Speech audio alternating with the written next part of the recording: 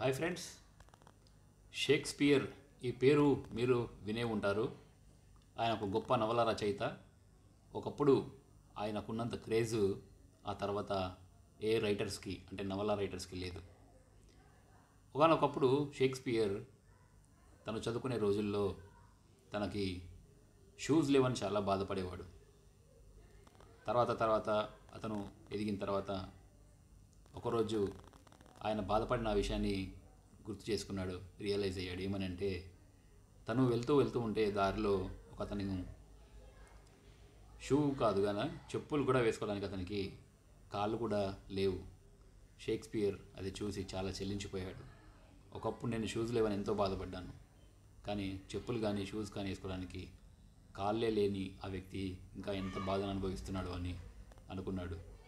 So friends, మనం ఉన్న దాంట్లో సంతోషంగా ఉంటే అంతకు మించిన ఆనందం ఇంకేమీ ఉండదు. మనం కూడా అప్పుడప్పుడు ఇలాంటి విషయాలు రియలైజ్ అవుతూనే ఉంటాము.